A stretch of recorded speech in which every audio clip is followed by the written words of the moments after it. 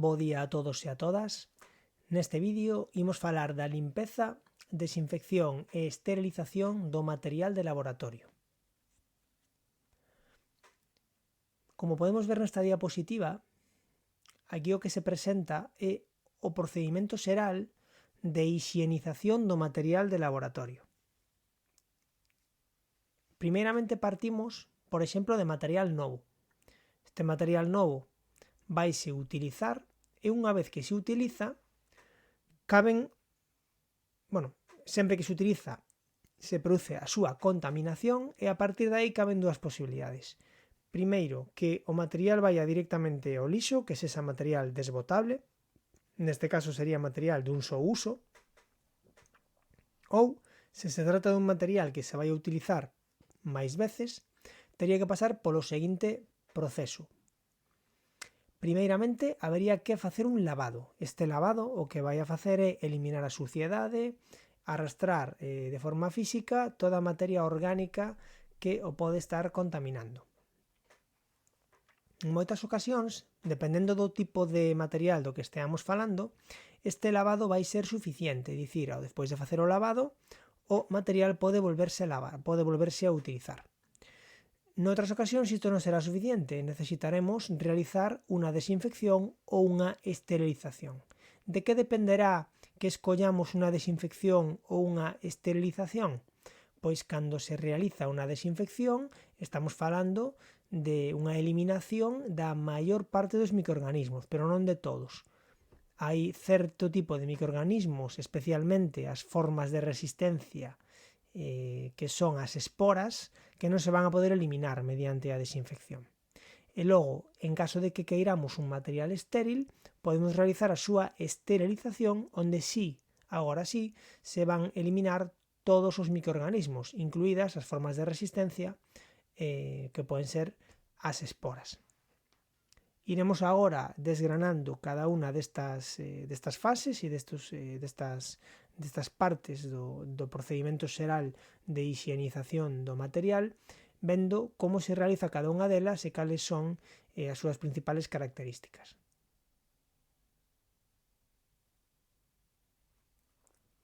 Ben, o primeiro que imos facer é realizar algunha definición que nos pode resultar útil para entender de que estamos falando. Cando falamos de esterilización, falamos dun proceso que destrúe toda forma de vida microbiana. Un obxecto estéril está libre de microorganismos vivos, é dicir, non ten ningún microorganismo vivo, nin sequera nas súas formas de resistencia, que poden ser as esporas. A desinfección, pola súa banda, destrúe, inactiva ou remove, elimina aqueles microorganismos que poden causar infección ou eventualmente ocasionar outros efectos indesexables. A desinfección non implica esterilización.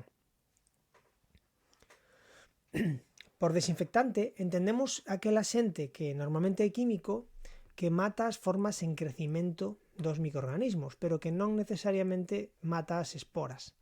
O término refírese a sustancias utilizadas sobre obxectos inanimados. Cando falamos de alguna sustancia que desinfecta, por exemplo, a pel ou, por exemplo, unha ferida, que é unha sustancia orgánica, estaremos falando dun antiséptico, non dun desinfectante. A limpeza é o proceso mediante o cal eliminamos con auga e deterxente a suciedade e todos aqueles compoñentes que non forman parte dun determinado obxecto, superficie ou lugar. Inclúe un aclarado meticuloso, que é o paso máis importante, para realizar os posteriores procedimentos que poden ser de desinfección ou esterilización. É dicir, sempre será necesario realizar a limpeza antes de aplicar procedimentos de desinfección ou esterilización. O antiséptico, como mencionei anteriormente, será unha sustancia que impide o crecemento ou a acción dos microorganismos, ben destruíndoos ou inhibindo o seu crecemento ou actividade. Aplícase, a diferenza dun desinfectante que se aplica en superficies ou obxectos inanimados, o antiséptico aplícase sobre superficies corporais, por exemplo a pel, por exemplo na mucosa, por exemplo na ferida. Tamén podemos definir sanitizante, que sería pois un axente que reduce a población microbiana a niveis seguros, en base aos requerimentos de saúde pública, normativa, etc. Pode aplicarse, por exemplo, en utensilios, en obxetos de uso diario, en equipos para manipular alimentos, en vasos, en pratos, etc. Tamén podemos definir xabón, que sería unha sustancia constituída por varios ácidos grasos naturais e unha base. Estas propiedades e aplicacións do xabón varían en función da base. Pode ser unha base sódica ou potásica, si o xabón é hidrosoluble, ter propiedades de tipo deterxente.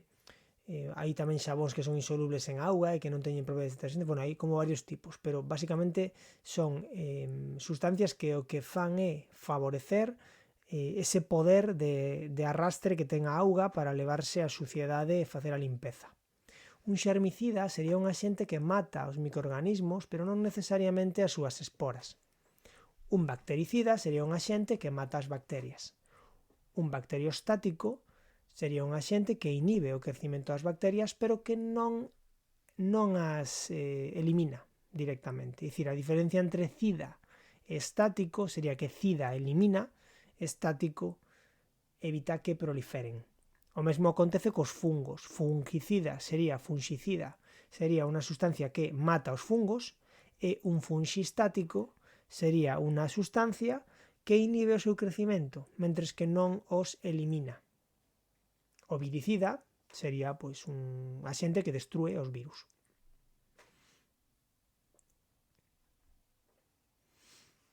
Ben, o primeiro concepto que temos que ter en conta a hora de entender a hixienización do material é a limpeza. A limpeza basicamente consiste en eliminar a suciedade, eliminar a través de medios mecánicos, físicos, tamén químicos, o pó, a grasa e outros contaminantes que están na superficie dos equipos, dos materiais, do persoal, de todos aqueles elementos que queremos hixienizar. Para realizar unha limpeza axeitada temos que considerar varios aspectos. Por exemplo, o tipo de deterxente. Si, por exemplo, para limpar o instrumental quirúrxico se poden utilizar deterxentes alcalinos. Para limpar un material moi sucio ou que está moi contaminado, por exemplo, con materia orgánica, poden utilizarse un tipo especial de deterxentes que se chama deterxentes enzimáticos. Este tipo de deterxentes están especialmente deseñados para acabar coa materia orgánica. Tamén temos que ter en conta a concentración do deterxente. Hai que diluílo correctamente en función das instruccións do fabricante. Tamén o tempo de actuación e de contacto do deterxente vai ser importante. A temperatura a que se vai utilizar tamén. Normalmente se limpa entre 20 e 45 graus. E logo a súa acción mecánica.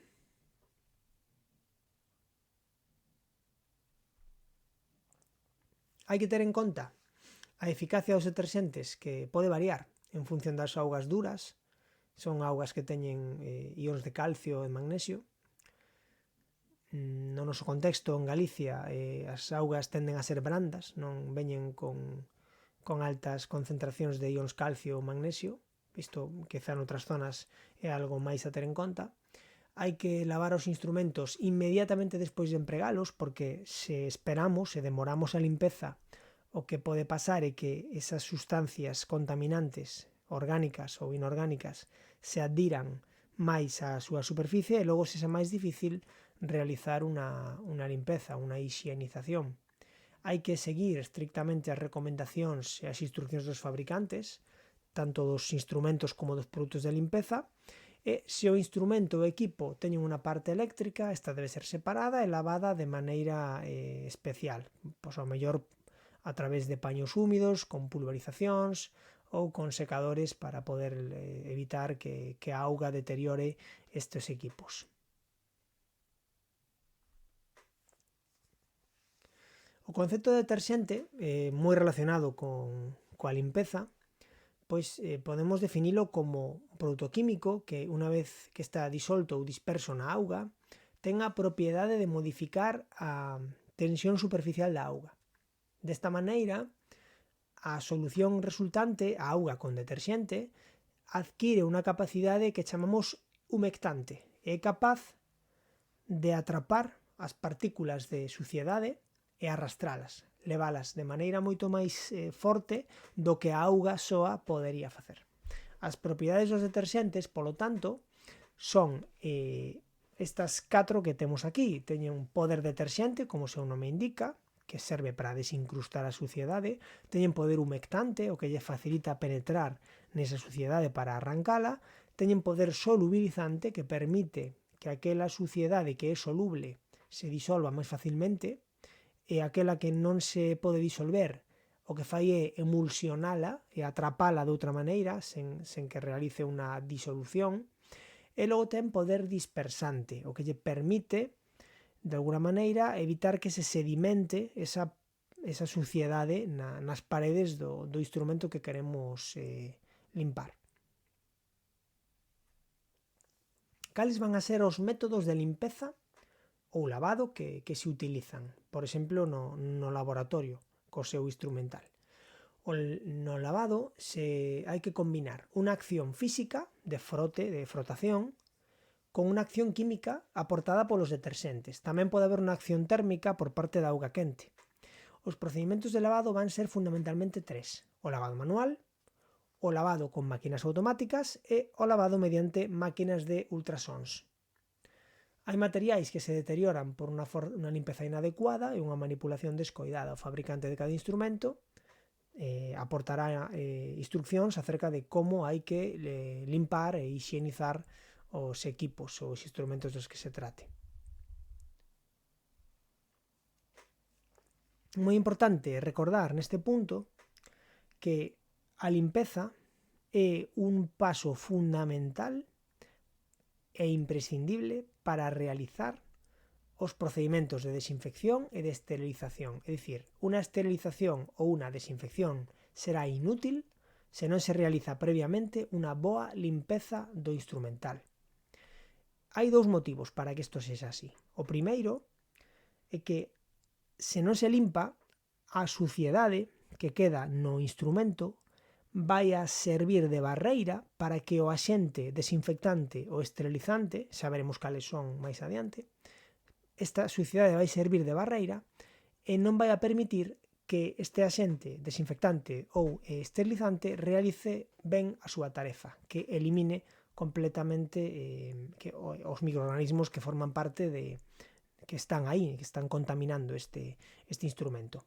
E ademais, por outra parte, tamén hai que ter en conta que moitos dos deterxentes ou de desinfectantes químicos que se utilizan para desinfectar ou axentes esterilizantes químicos que se utilizan para esterilizar, moitos deles, en canto se xuntan coa materia orgánica que non foi adecuadamente limpada, pois van a perder parte da súa potencia, van a perder parte da súa capacidade de higienizar. Por lo tanto, a limpeza é fundamental. Se non se limpa, non se pode realizar adecuadamente a desinfección nin a esterilización.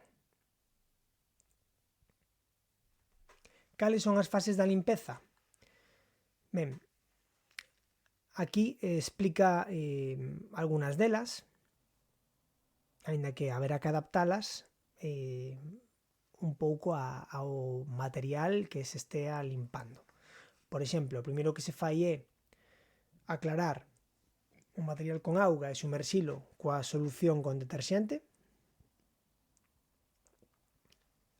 Pódese realizar na fricción, no lavado manual utilizando unha esponxa, un estropallo ou un cepillo especial para evitar a nivel de prevención de riscos e evitar que o cepillado faga salpicaduras que poidan afectar á persoa que está realizando a limpeza manual. Unha maneira de facelo é facer este cepillado de forma sumersida, é dicir, encher a pila de auga ata a metade, máis ou menos, introducir o instrumento dentro dese volume de auga e realizar o cepillado no interior desa auga. Desa maneira non se realizarían, non se producirían estas proxeccións de contaminación que poderían ser dañinas para a persoa que o está realizando. Aquí non o explica nesta diapositiva, pero cabe chamar a atención sobre o feito de que é interesante que na parte inicial da limpeza non se utiliza auga quente. Por qué? Porque a auga quente, cando contacta con materia orgánica, por exemplo con proteínas, fai que se desnaturalicen e que se incrusten e se peguen máis ao instrumento. Se limpamos inicialmente con auga fría ou auga a temperatura ambiente e despois utilizamos auga quente, xa nas seguintes fases da limpeza, podemos obter un moito mellor rendimento da limpeza.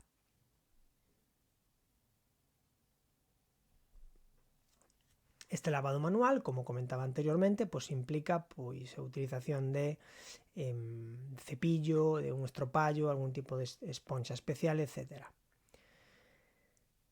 É moi importante, cando se realiza un lavado manual, utilizar equipos de protección, luvas, gafas protectoras ou máscara, tamén incluso delantal ou algún tipo de material desbotable ou non que nos protexa de salpicaduras ou que a hora de cepillar que nos faga, pois, que nos contamine a roupa, por exemplo, ou que impacten esas proxeccións pois, nas nosas mucosas ou na nosa cara.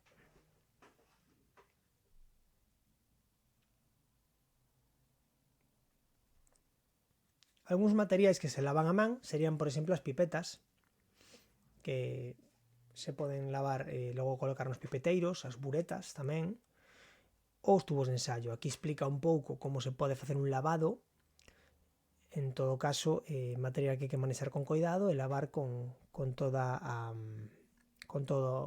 forma máis cuidadosa posible. Como se lava un equipo? Por exemplo, unha balanza. Ben, é importante sempre que manipulamos un aparato destas características para limpalo, hai que desenchufalo. O pincel pode ser útil para limpar o platillo e os seus arredores, non? Logo pode incluso extraerse o plato e limpar toda a súa superficie con paño suave. Pode facerse o mesmo coas superficies externas e protexer a balanza coa tapa ata que se volva a utilizar. Os baños de auga, os baños termostáticos, pois tamén un pouco deben de estar desenchufados, moi importante para podelos lavar. Hai na rexilla inferior que se pode quitar e logo valeirar esa auga que pode estar contaminada. A continuación hai que limpar por un lado a rexilla e por outro o interior do resto do equipo e o seu exterior tamén. As estufas deben de limparse frecuentemente, lavarse frecuentemente, sempre desenchufadas, apagadas e desenchufadas. Hai que retirar as bandexas e lavalas unha por unha e por último pódese limpar todo o interior do equipo pois con unha valleta húmeda, un produto de limpeza. Os equipos de ultrasons sería unha alternativa á limpeza manual. Basicamente están constituídos por un recipiente de auga que se lle pode configurar a aplicación de ultrasons nesa auga, no interior dese recipiente. Para que se utiliza iso? Son efectivas para descontaminar instrumentos delicados, instrumentos pequenos que ao mellor non son tan fáciles ou tan simples de limpar manualmente. Tamén se pode utilizar para limpar instrumental cortante punzante, sen ter que someterse ao risco de que nos poidamos cortar ou pinchar coa súa manipulación cando se fai na limpeza manual.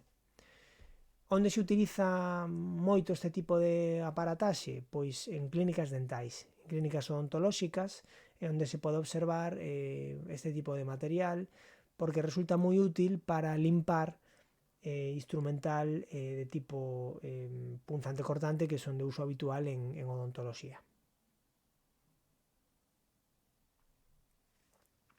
A última opción de lavado que imos ver é o lavado con máquina automática. Como podemos ver nesta foto, o lavado automático é moi similar a un lavado de un lavalouzas doméstico para lavar os pratos e lavar os vasos do día a día, non?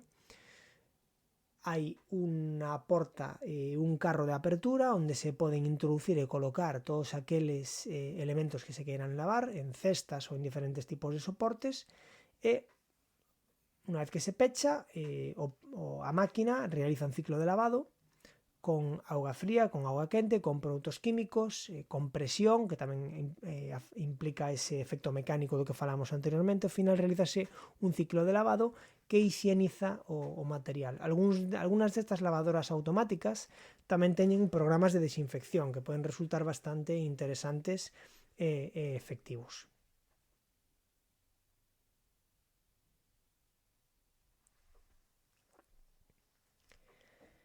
Unha vez visto o procedimento da limpeza, imos pasar ao procedimento da desinfección.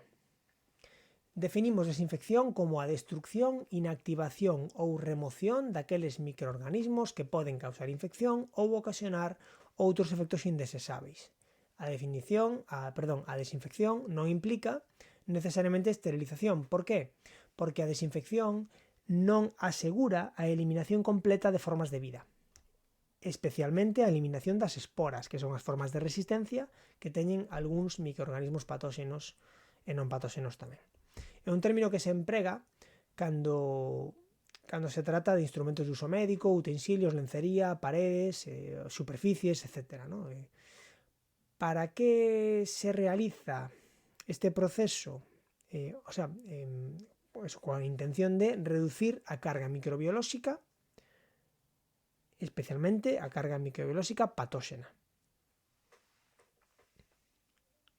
Hai que utilizar axentes desinfectantes para conseguir a desinfección. Veremos agora cales son e algúns exemplos. A sanitización é un proceso que se relaciona coa desinfección e na industria utilízase este termo, o de sanitización, cando se tratan con axentes químicos ou físicos as áreas de produción e os equipos empregados na elaboración de produtos, co propósito de reducir o contido microbiano ata un nivel que sexa manexable ou prácticamente insignificante. E aquí vemos os principais sistemas de desinfección que se empregan nos laboratorios. Hai uns métodos de desinfección física que implican alta temperatura, por exemplo, pasteurización, ebullición e planchado. Métodos físicos que implican radiación ultravioleta, ultrasons ou filtrados. E logo están os métodos de tipo químico que implican a utilización de sustancias que teñen poder desinfectante. Aí utilizaríase, pois, por exemplo, cos métodos de inmersión, de loción ou de pulverización que veremos agora. Dentro dos métodos físicos, primeiramente veremos os que implican un aumento de temperatura, o quencemento. E temos o sistema de pasteurización, que o que pretendemos aquí é sumerxir o obxeto que queremos desinfectar en auga 70 graus durante uns 10 minutos. Para que se utiliza isto? Pois, é un sistema non moi efectivo, empregase pois con utensilios que non teñen moita contaminación e non teñen moito risco, pois para vaixela, utensilios de cociña, alimentos, roupa, etc. A ebullición sería algo similar. Sumerxe o obxecto que queremos desinfectar, pero esta vez a unha temperatura superior, cercana ou senón de 100 graus. E esta sí que se utiliza para materiais e instrumental.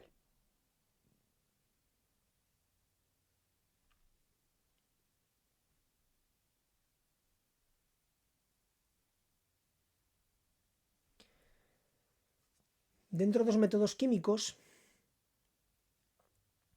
podemos falar de tres tipos de aplicación. É dicir, os métodos químicos, antes de explicar os métodos de aplicación, direi que un desinfectante é unha sustancia química que se emprega para desinfectar e que pode aplicarse sobre material inerte que en principio non altera de forma apreciable. Os métodos de aplicación de métodos químicos van ser estes tres. Inmersión, que consiste en sumerxir o obxeto que queremos desinfectar nunha solución durante uns 10 minutos, en que os tempos poden ser moito superiores e chegar a ser de varias horas. Logo está a loción, que implica empapar o obxeto frotando cunha balleta ou unha esponxa que está empapada, mollada con desinfectante, unha solución desinfectante que queramos utilizar, e a pulverización, que implicaría proxectar o desinfectante de forma uniforme en pequenas gotas sobre a superficie do obxecto.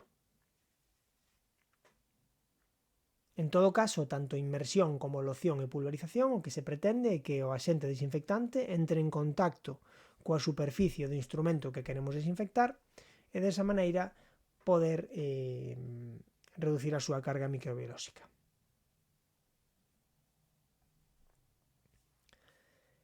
Cal serían as características que debería ter un axente desinfectante ideal? Isto é a nivel teórico, porque na práctica non existe ningún produto que cumpla todas estas características, pero compre botar un ollo a estas características, porque haberá algúns desinfectantes químicos que cumplirán unhas e outros que cumplirán outras. Cal é o mellor desinfectante, polo tanto? O que mellor se adapte ás circunstancias ou aos obxectivos que pretendemos. Pero, como veremos a continuación, non hai ningún desinfectante concreto que cumpla todas estas características de forma completa. Unha das primeiras características que imos comentar é que ten que ter unha boa actividade antimicrobiana, é dicir, ten que ser efectivo, ten que ser capaz de eliminar o máximo número de microbios e de microorganismos posible.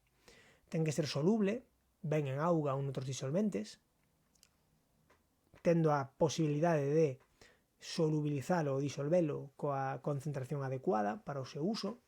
Ten que ser estable, manter, por exemplo, cambios en temperatura ou manter transferencias ou estar almacenado. Non debe ser tóxico para o ser humano nin para os animais. Debe ser homoxéneo, a ser posible.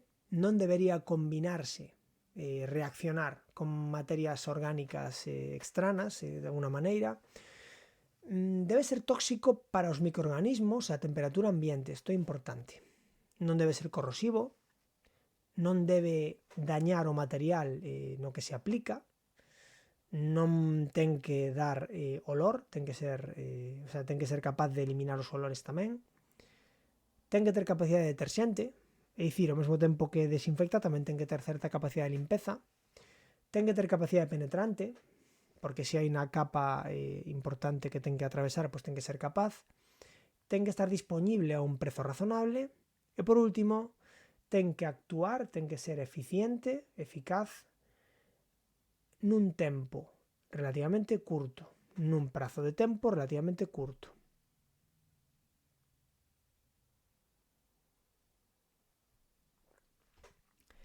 Podemos clasificar os desinfectantes segundo varios criterios.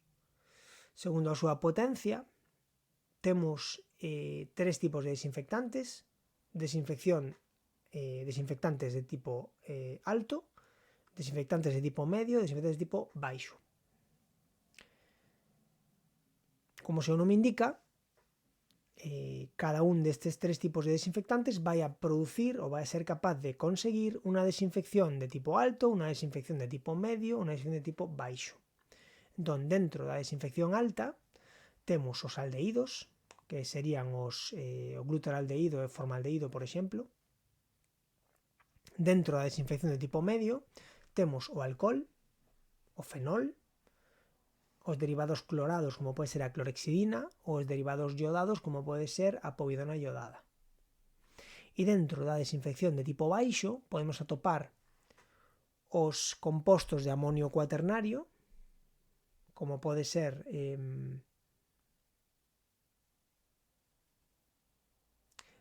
tamén temos os metais pesados, como pode ser o mercurocromo, que xa non se utiliza en atención sanitaria como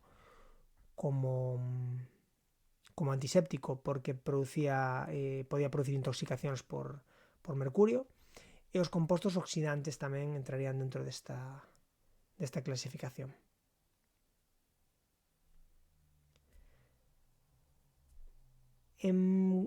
Segundo a súa estructura química, podemos tamén clasificar os diferentes tipos de desinfectantes químicos.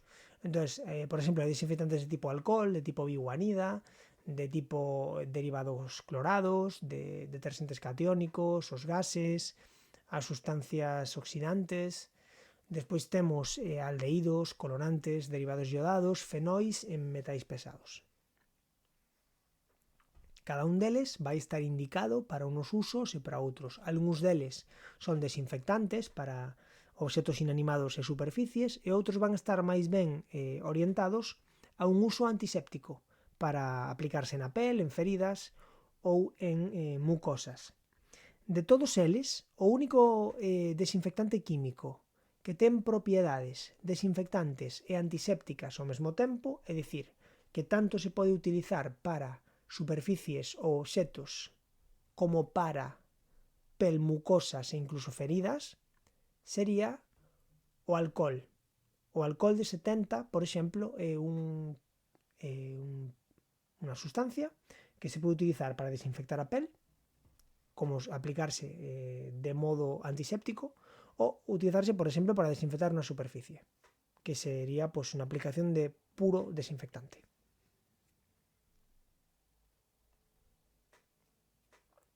Aquí temos o exemplo a ficha do que sería unha ficha de un desinfectante. Entón, temos o etanol, que é un tipo de alcohol, e aquí podemos ver as súas características. A actividade intermedia, ten un tempo de acción rápido, en 2 minutos é efectiva a súa acción, ten unha serie de indicacións de tipo antiséptico e desinfectante, como acabo de explicar, e sería incompatible, por exemplo, con alguna sustancia como, por exemplo, metacrilato, porque pode deterioralo, ou, por exemplo, con materia orgánica, que se hai moita materia orgánica, pois é inactiva. Tamén fala da súa estabilidade e de cales poden ser os seus efectos adversos e alguna que outra observación. É dicir, esta información podemos atopar de calquer produto químico de tipo desinfectante e con esa información podemos determinar para que ou para que non sería axeitado.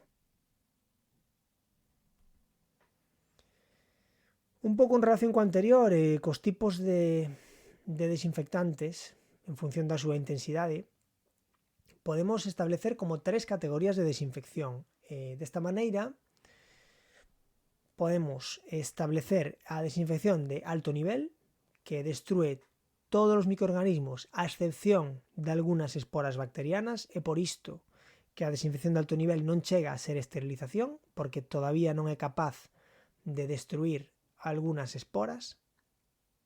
Logo estaría a desinfección intermedia, que é capaz de inactivar bacterias vegetativas, fungos e casi todos os virus, pero non as esporas bacterianas, e algunha outra forma bacteriana de resistencia tampouco sería capaz de eliminala. E logo temos a desinfección de baixo nivel, que destrúe a inmensa maioría das bacterias, algúns virus e algúns fungos, pero non afecta a certos organismos que son máis resistentes, como por exemplo o bacilo da tuberculose.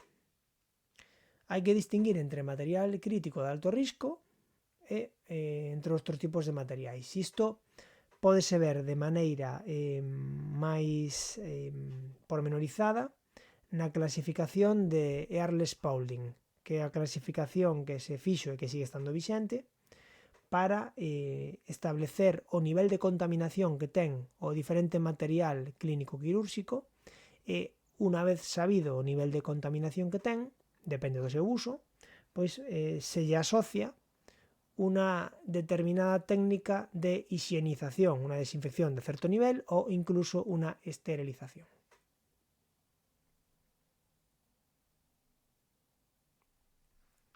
Por último, toca falar da esterilización. A esterilización defínese como a destrucción de calquer tipo de microorganismo, bacteria, virus, fungo e incluso daquelas formas de resistencia que son moi características de algúns tipos de bacterias, que son as esporas. Estas esporas teñen unha resistencia especial aos produtos, a tanto os produtos químicos como aos procedimentos físicos de desinfección, e son capaces de aguantar os procedimentos de desinfección de alto nivel. Entón, para eliminalos e categorizar ese produto como estéril, ten que eliminarse esas esporas. Por lo tanto, os sistemas de esterilización van a ser capaces de eliminar a totalidade das esporas que poidan estar contaminando este instrumento. Decimos, polo tanto, que a esterilización é o nivel máis alto de seguridade que se pode conseguir cando se higieniza un material, por exemplo, de laboratorio ou clínico quirúrxico. Cales son os sistemas de esterilización? Do mesmo xeito que acontecía na desinfección, que tiñamos sistemas de tipo físico e sistemas de tipo químico, na esterilización tamén temos sistemas físicos e químicos. Os sistemas físicos de esterilización van a ser un calor de tipo húmido, o que coñecemos como autoclave, tamén un calor seco, polas estufas e fornos de Poupinel, por exemplo, e radiación de tipo ionizante, que en forma de rayos gamma, por exemplo. Dentro dos sistemas químicos atopamos varios sustancias químicas que son capaces de esterilizar cando se aplican nunhas determinadas condicións e baixo unha aplicación co tempo suficiente para que alcancen o nivel de esterilización. Vamos a comentar tres das máis habituais, que son o xeoetileno, o gas de plasma de peróxido de hidróxeno e o glutaraldehído.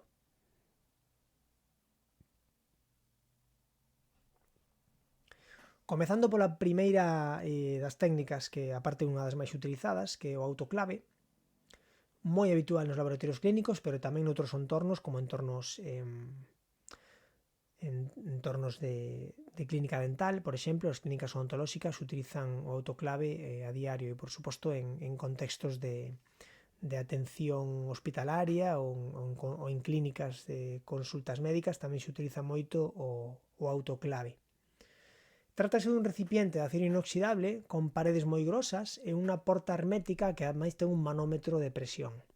Esteriliza por calor húmido, é dicir, este calor alcanza temperaturas relativamente altas, pero que vai asociado a vapor de auga con alta presión. Entón, aí temos como tres variables que van a ser as que determinan esta esterilización. A primeira é a presión que se vai alcanzar dentro do aparato, outra é a temperatura, que como dicía anteriormente é alta, pero non excesivamente alta, e logo o tempo ao que se vai a someter este ciclo, este proceso de autoclavado. O tempo, teño que dicir que non é moi alto. Este tipo de técnica ten a vantaxe de que permite esterilizar materiais de forma relativamente rápida. A mellor en 10-15 minutos temos esterilizado a maior parte do material que podemos necesitar nun laboratorio ou nun contexto clínico. O mecanismo de acción é basicamente coagula as proteínas dos microorganismos e tamén das esporas de maneira que as inutiliza. Os materiais que sí se poden esterilizar mediante autoclave son textil, é dicir, a roupa que se utiliza no quirófano, por exemplo, pasa por un proceso de autoclavado. A goma, sempre que sexa unha goma que tolere altas temperaturas, o vidro, por suposto, o instrumental de cirurxía de aceiro tolera perfectamente o autoclavado, e as solucións acuosas tamén. Materiais que non se poden esterilizar van a ser material termolábil, estamos falando de material que non soporta altas temperaturas. Aquí podemos incluir, por exemplo, material que se utiliza en microcirurxía e que implica, por exemplo, algún tipo de articulación moi fina, que se dilata se pode romper, ou material que é termolábil, ou plásticos ou gomas que non toleran altas temperaturas. O po non se pode autoclavar, ten que esterilizarse en seco, e as sustancias que non son miscibles con auga, por exemplo, estou pensando nunha solución de lípidos, pois en principio non se poden autoclavar tampouco porque o vapor de auga non pode penetrar nesa sustancia e esterilizala.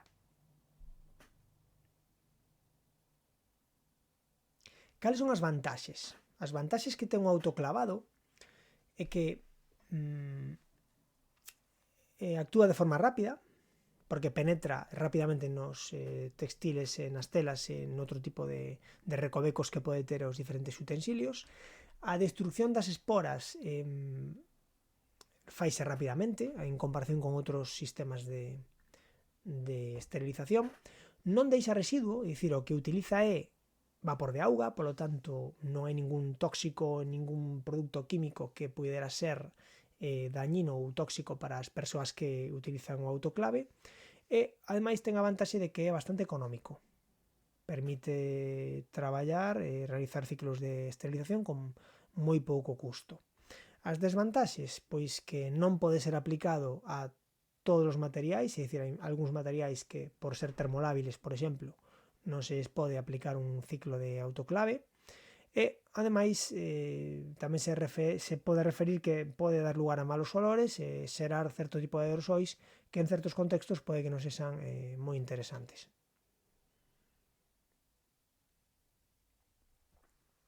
Cales son os tipos de autoclave que podemos atopar tanto nun laboratorio como nun contexto clínico? O autoclave manual a vapor é un equipo que é bastante grande e que se consiguen pois unos niveles de presión e uns niveis de temperatura bastante altos. As súas funcións manexanse a través de control manual. Este tipo de autoclaves, que son autoclaves máis grandes, que teñen pois, un tamaño bastante considerable, son os que se empregan habitualmente nos laboratorios. Despois hai autoclaves eléctricos que traballan teñen un tamaño máis reducido, son de sobremesa, son programables e automáticos e tamén se utilizan para autoclavar instrumental de pequeno tamaño de forma rápida. Son moi utilizados en contextos clínicos, por exemplo, unha clínica odontolóxica. Hai unha serie de normas de seguridade que teñen que seguirse para utilizar un autoclave. Básicamente hai que seguir escrupulosamente as instruccións do fabricante e ter en conta o manómetro e o termómetro que nos vai a dar pois, a principal información que dá ese autoclave, que é a que temperatura está traballando e con que presión. Hai que ter en conta que a porta estea ben pechada e asegurarse de que non haxa ningún escape ou que poida haber unha rotura, deterioro do aparato ou algún tipo de accidente. E hai que ter en conta a auga que se alimenta ao sistema para producir o vapor de auga ten que ser auga pura, desmineralizada, porque iso vai a aumentar a vida útil do aparato.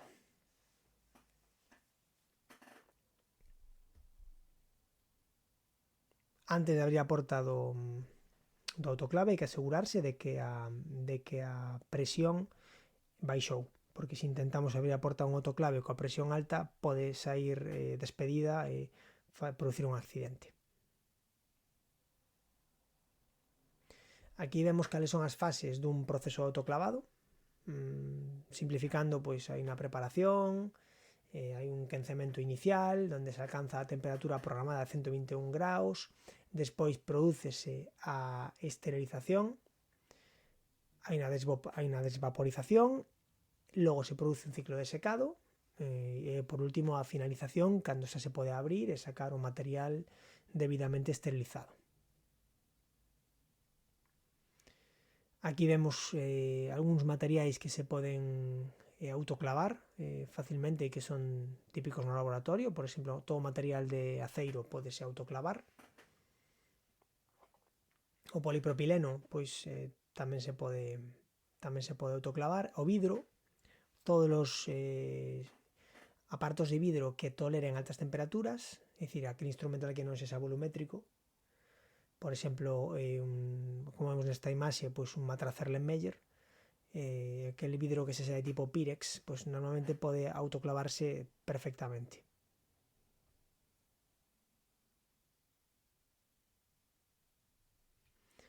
Aquí explica un pouco cales son os pasos que se teñen que levar para realizar un autoclavado.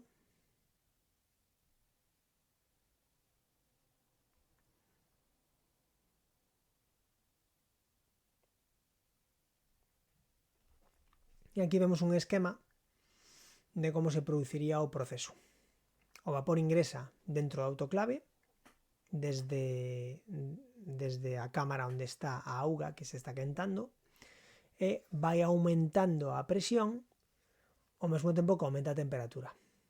todo este vapor de auga a alta presión alcanza temperaturas de 120 ou 130 graus que chega a introducirse por todos os recovecos do instrumental que se pretende autoclavar e prodúcese pois unha esterilización do mesmo.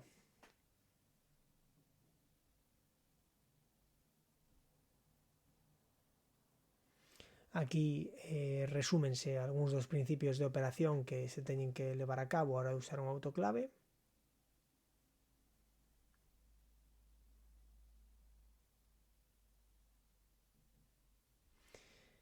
E tamén hai que ter en conta que o autoclave require o uso dunha serie de consumibles. Primeiro, auga desmineralizada. Pois auga tirando a pura, o que se eliminan os minerais que poden estar en disolución, pois ferro, aluminio, cromo, magnesio, calcio, sílice, para que quede unha auga que non dane os mecanismos internos do autoclave por mor de ir depositando esas sales aí de tantos usos.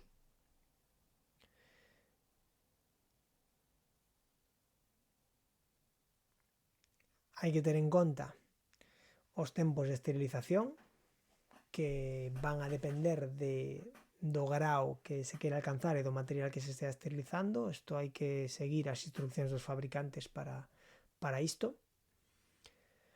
E aquí, por exemplo, vemos pois que os tempos varían, non? Para textil pois poden chegar a ser de media hora, de 30 minutos, para líquidos con 20 minutos é suficiente, para cristais de vidro, para material de vidro, pois mellor 25 minutos, para instrumental pequeno pois pode que chegue con 15, incluso a veces 10 minutos pode ser suficiente. Depende un pouco da presión e da temperatura e o tempo oscilará. Isto evidentemente hai que aplicar os protocolos que estean aprobados para ese laboratorio e para a utilización dese aparato e con ese instrumental que se higieniza e se esteriliza nese equipo.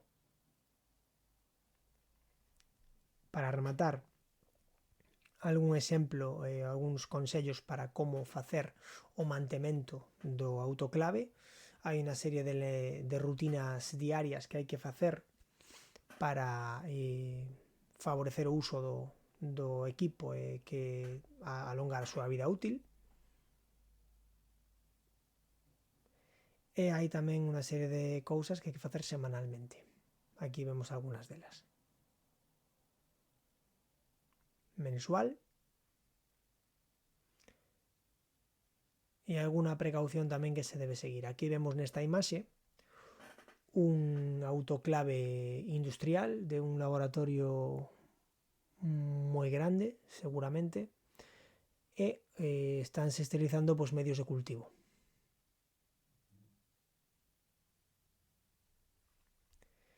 Outra forma de esterilizar é mediante calor seco. Se o autoclave utilizaba calor húmido, agora imos falar do calor seco. Trátase de fornos, estufas ou estufa de Pupinel, tamén se pode chamar. Utilizan aire seco a elevadas temperaturas e matan os microorganismos por pura desecación. Esta temperatura acaba matando aos microorganismos por desecación. Cales son os materiais permitidos que se poden esterilizar mediante calor seco? Pois fundamentalmente os materiais que soportan altas temperaturas. Materiais de metal, de aceiro, de aluminio, etc., de porcelana. Os porcelánicos toleran moi ben, a cerámica tolera moi ben as altas temperaturas. E os materiais de vidro termoresistente, de vidrio Pirex.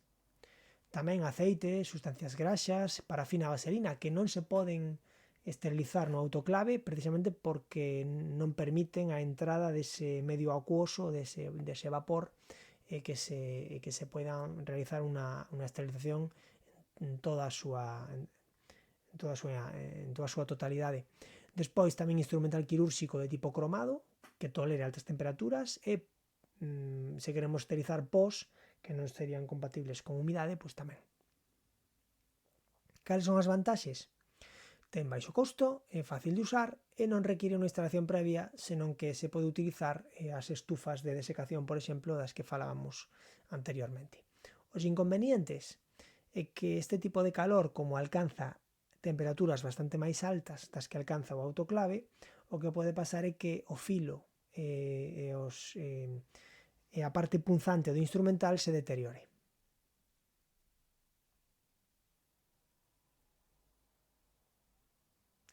Vamos falar agora dos sistemas químicos de esterilización.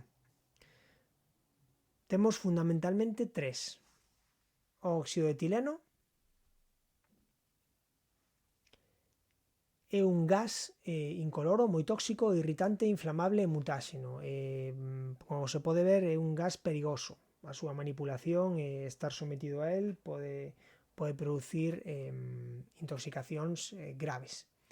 Entón, as persoas que traballen con este axente, con máquinas de esterilización por óxido de etileno, teñen que estar moi ben formadas, moi ben protegidas e traballar con uns protocolos de intervención moi medidos e moi estrictos. Este axente esterilizante é moi eficaz. A vantaxe que ten é que actúa a moi baixa temperatura, de forma relativamente rápida, entre 3 e 8 horas. Ten unha accede moi rapidamente a todos os recovecos dos materiais, penetra moi ben e difunde polo material. Non altera os filos porque non se traballa con temperaturas altas. Como decía anteriormente, se traballa a temperaturas de máximo 60 graus, o cal non ten o problema que ten ao calor seco que pode ter tamén o autoclave. E utilízase nunhas cámaras que son moi similares aos autoclaves, que meten óxido de etileno a alta presión con temperaturas bastante limitadas, por debaixo dos 60 graus. O mecanismo de acción altera as proteínas dos microorganismos e tamén os seus ácidos nucleicos. Elimina todas as formas de vida, incluídas as esporas. Con que se utiliza? Pois con, por exemplo, para esterilizar implantes, para próteses, para material óptico que non toleraría altas temperaturas. Por exemplo, podemos estar falando aquí de unha máquina para facer escopias. Pois, por exemplo, podería ser esterilizada mediante óxido de etileno. O material eléctrico que non tolera humidade ou altas temperaturas, a goma termosensible, os plásticos, etc. ¿no? Extremar a prevención de riscos laborais, como dicía anteriormente, porque o óxido de etileno é altamente tóxico.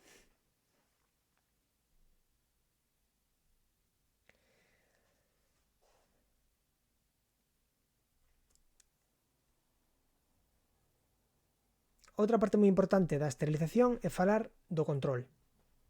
É moi importante garantir que a esterilización se realizou de forma correcta, de forma efectiva. Isto como se fai? Mediante sistemas de control. Aquí temos varios tipos. Hai sistemas de control físico, hai sistemas de control químico interno, químico externo e sistemas de control biolóxico. Imos ver cada un deles e tratar de comprendelos. Os controis físicos son unha serie de instrumentos que forman parte da máquina que está esterilizando, por exemplo, do autoclave, e son parámetros que nos vai a dar o propio aparato cada vez que efectuamos un ciclo. Nos vai a dar o tempo, nos vai a dar a temperatura, nos vai a dar a presión. É posible que nos dé algún dato máis. Esta información normalmente queda registrada, pode quedar registrada na memoria do aparato ou pode incluso imprimirse nun papel que se iría guardando nun arquivo con todos os controis físicos dos ciclos de esterilización que se van realizando, por exemplo, mes a mes ou durante un trimestre. Para que serve isto? Pois dá unha idea orientativa de que tan ben está funcionando a máquina. Non é algo definitivo porque os propios sensores que ten a máquina poden estar funcionando mal, pero por lo menos nos dá unha idea de como está funcionando.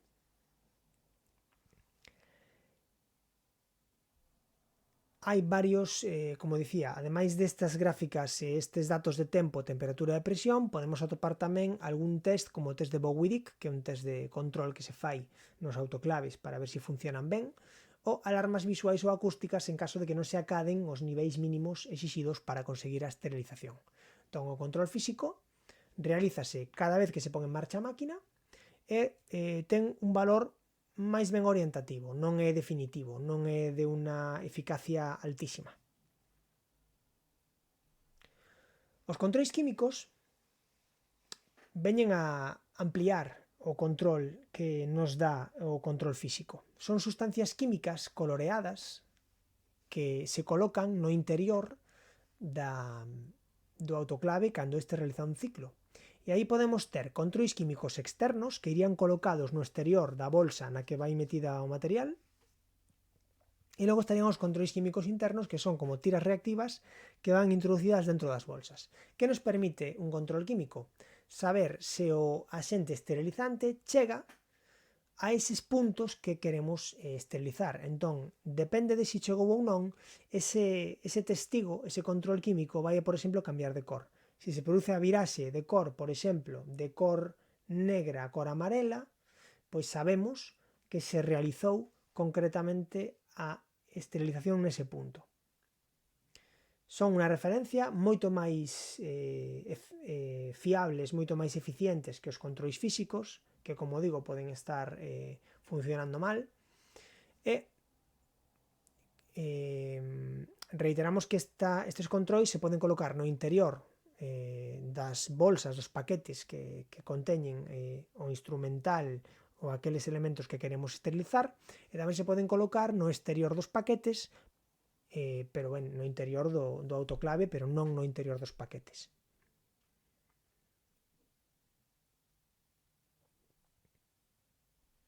Por último está o control biolóxico. Os controis biolóxicos son, con diferenza, os máis eficaces e os máis interesantes para saber se o ciclo de autoclavado, o ciclo de esterilización con outro equipo, se está realizando correctamente. Son os verdadeiros controis de esterilidade. Dignos se un ciclo de esterilización funciona ou non, fehacientemente. O mecanismo é introducir un pequeno tubo ou cápsula con esporas no interior do autoclave mentre se realiza o ciclo. Unha vez pasado o ciclo, sácase este tubo con esporas, que son especialmente resistentes ao calor, e se colocan nunha incubadora, unha pequena incubadora, unha incubadora de sobremesa, que vamos a, durante unhas horas, incubar e ver se se produce unha viraxe, se hai un control nesa propia cápsula de esporas, se pode producir un cambio de cor se a espora quedou viva. Se quedaron esporas vivas, despois de incubarse, se vai producir un cambio, unha viraxe de cor. Eso nos indicará que o autoclave está funcionando mal e que os procesos de esterilización non están sendo completos.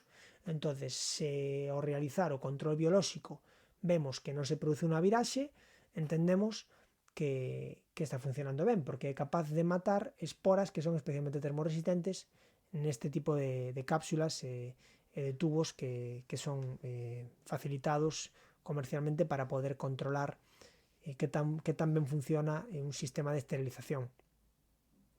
Os controis ten que colocarse en diferentes puntos de carga e teñen a vantaxe de que son moi fiables, e o seu inconveniente é que teñen un coste alto e que hai que agardar polo resultado. En condicións normais, os controis biolóxicos non se fan a diario, depende de cal sexa a carga que teña a máquina, se se utiliza moito ou pouco a diario, pois ao mellor hai que realizar controis biolóxicos unha vez por semana, unha vez cada un par de veces á semana, ou incluso en máquinas que teñen moito uso, pois poden utilizarse pois diariamente. Pero é unha forma interesante de ver de complementar ou de darlle unha fiabilidade completa aos controis, porque só cos controis físicos e os controis químicos non sería suficiente. Por lo tanto, de cando en vez hai que realizar controis biolóxicos para asegurarse de que a máquina está funcionando adecuadamente. Aquí veríamos